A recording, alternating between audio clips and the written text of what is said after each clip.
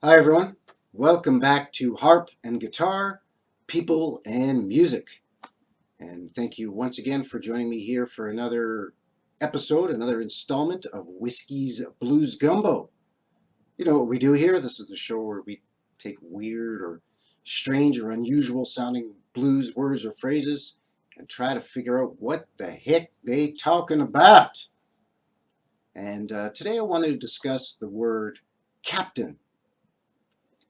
You hear this a lot in the blues, especially in the Mississippi Delta blues, just in the pre-war period, sort of through the mid to late 40s up until the very early, or sorry, the mid to late 1930s, right up until the early 1940s, and even to somewhat extent after the war period. Although generally speaking, the songs that were recorded then using the term captain were basically reworkings or cover versions of the older songs where they used the word or the term captain.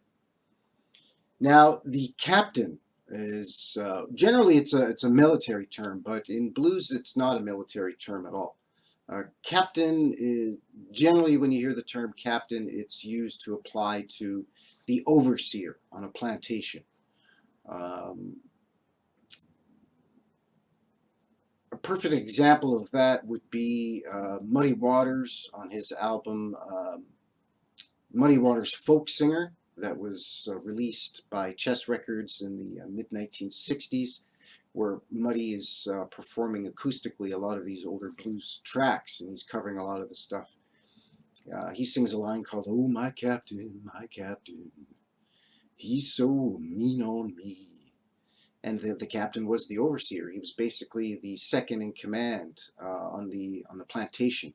So you had the plantation owner, which was known as sort of the boss man, or if you go back to uh, sort of pre-emancipation times during the slavery times, he was known as the master, the slave master, right? And his second in command, his number two guy, his right hand man, would be known as the overseer.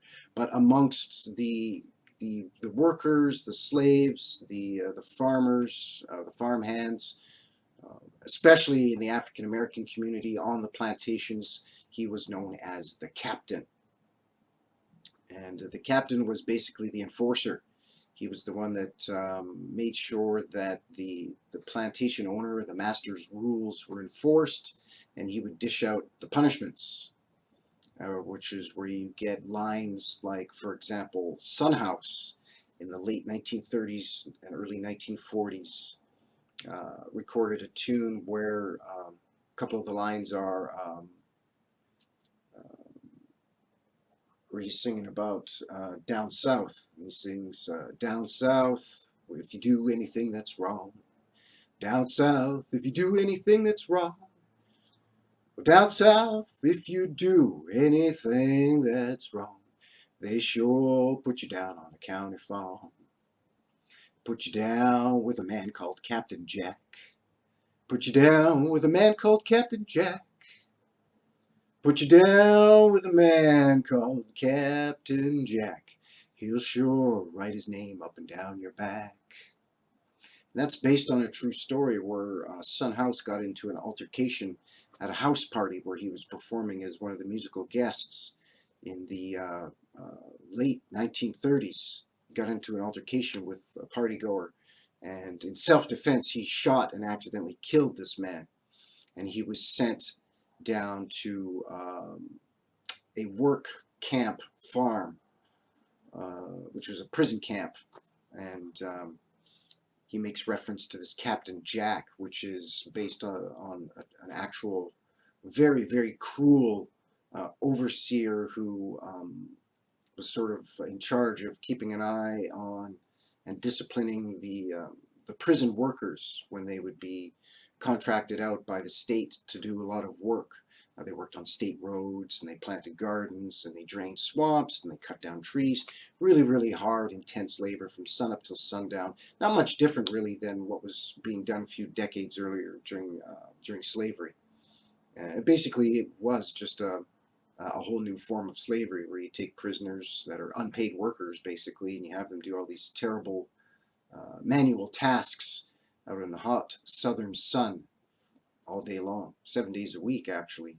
They didn't even get a break on a Sunday to go to church. And Captain Jack was a real person who was one of the prison guards. And when they say he'll sure write his name up and down your back, he means by whipping the prisoners, so that their back would have all kinds of marks and scars from the whip. So there you go. That is Captain, or my Captain. And unfortunately, not the most sunshiny subject matter here for Whiskey's Blues Gumbo, but this is a term, like I said, that was often visited, especially in that pre-war time, especially in the Mississippi Delta blues.